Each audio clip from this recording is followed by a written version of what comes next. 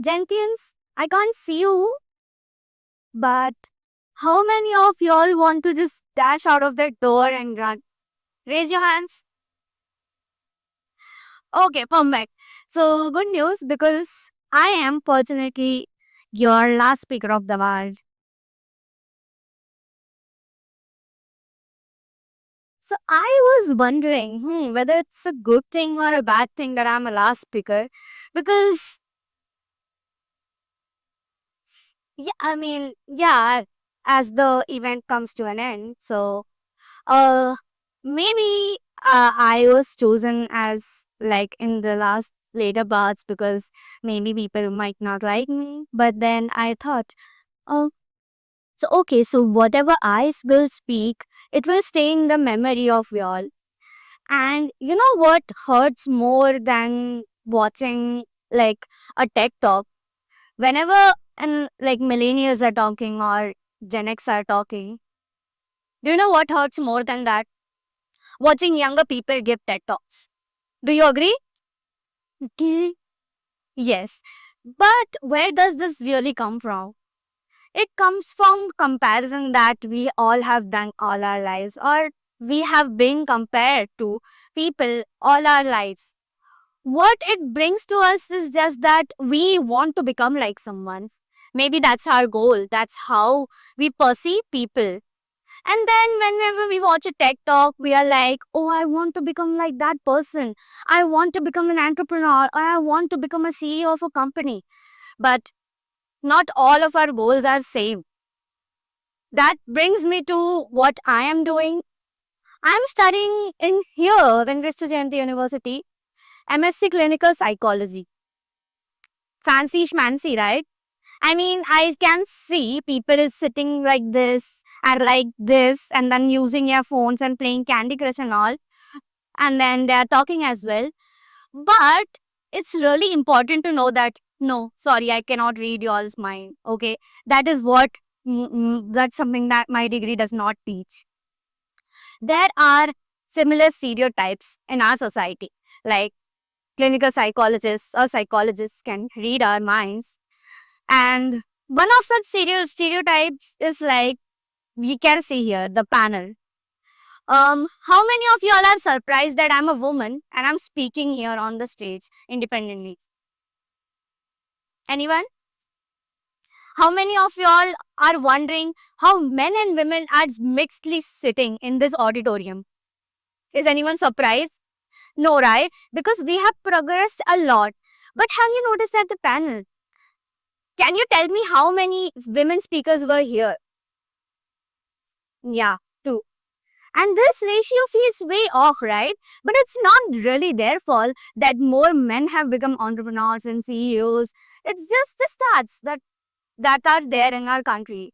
But why is it that if we drag back in the past where millennials and Gen X women were still not given the choice to choose what they want to study or do they want to get married or not? That is a problematic thing. But in Generation Z, it's completely different. The fight is more about we know the concepts really well of feminism. So we just need to find out what we want, where we want to do it, and that's it. Then we speak about it online, we just repost, reshare on Instagram, and then we think our job is done there. But that's something that is performative. That is what even I have been doing myself. I think that if I share a post on feminism, then my job then and there is done. Emma Watson. How many of you all know her? Raise your hands. Okay. Then she is one of the active feminists and she has really worked for feminism in the UN and given her speeches there as well. But people say that, but Generation Z say that her work is not that vocal enough. There's no visibility in her work. How many of you all know Greta Thunberg? Now give me a who.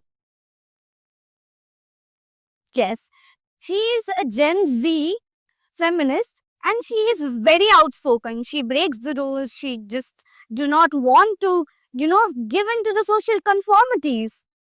And then people say that her work is not that impactful as compared to Emma Watson. Now, how do we decide who is right and who is wrong? Well, these are just foreign people and we don't know about them much. But can we talk about India a bit? India itself is a very stereotypical country, and then there is a very little room for progress.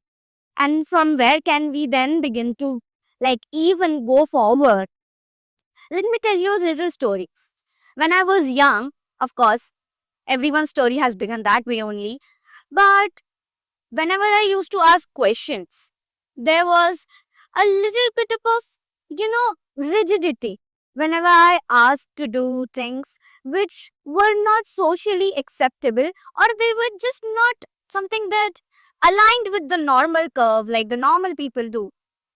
And that made me wonder that, there is something between these two genders and one seems to be higher or superior than the other.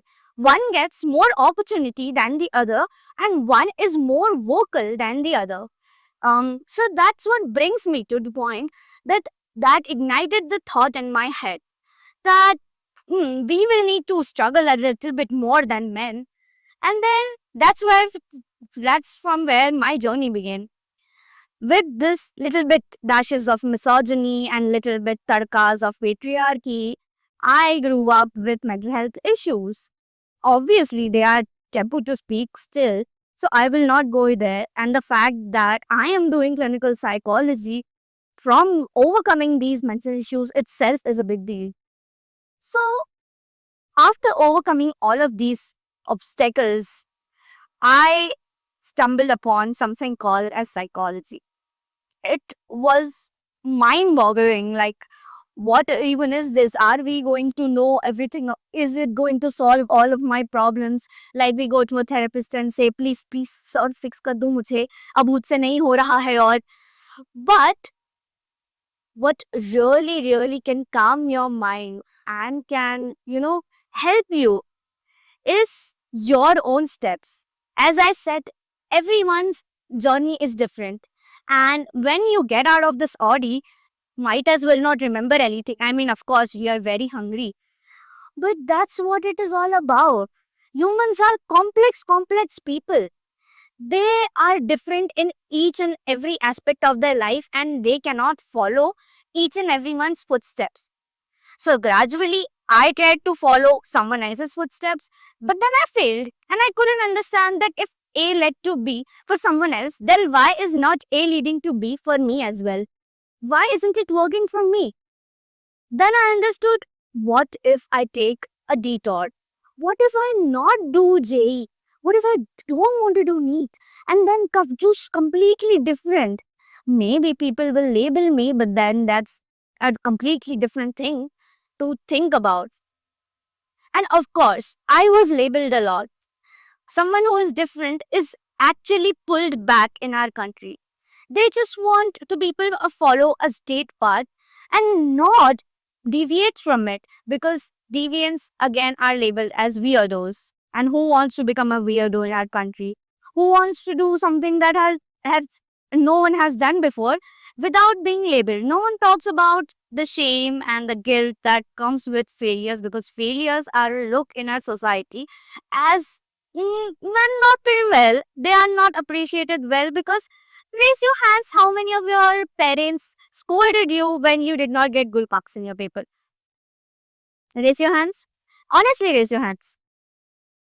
Ma'am, sir, was not the case? Okay. And how many of you were rewarded for getting good marks in your paper? How many of you were appreciated? Okay. Yeah, that's what we call in psychology a positive reinforcement. But that becomes conditional when we do it. Now, love is supposed to be unconditioned when it comes from families, but then that's how we saw milestones. Give me a raise of hands. How many of you all thought, भाई 10th का paper देख दो तो life set है? Okay. Give me a raise of hands. Whoever thought 12th का paper दे दो life set. Give me a raise of hands. Whoever thought degree कर लो life set है. Yeah. And then these milestones that people put forth in front of us, ki, if you do this, then beta, your life will be sorted. You don't have to worry about anything. But why do we need to make learning a process like that? Why do we need to make learning a milestone or even a person's define a person's worth? That's not really necessary. So I thought to myself that I'm doing masters in psychology. I already have got one degree. Then why am I not feeling satisfied even after doing so much? I just realized that learning is a continuous process. It won't stop abruptly. It will not even stop when you're 30, when you're 40, when you're 50, when you're in your old age. So try to acquire new skills. Try to question, try to break the norms and just not accept everything that you see blindly. Because that is called a rigid mindset. And you really don't want a rigid mindset because rigid mindset does not lead to growth. Why do we need growth? Um, this will be boring stuff. So I'll be talking about a theory of psychology. It is called self-determination theory. Now, this is the theory that actually got me accepted into KJU because that is actually my favorite theory. It says that people thrive on three things. That's competency, relatedness, and autonomy.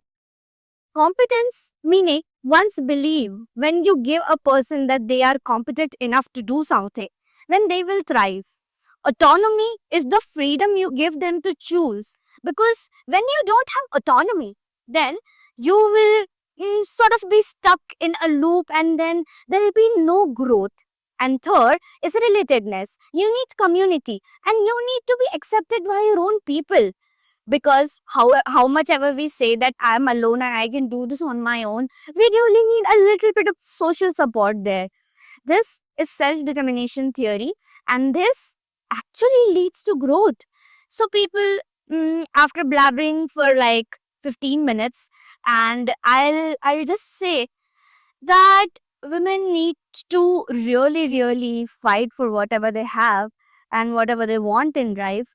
And students, you all don't need to be fixated on like accomplishing a milestone because life is everyday journey.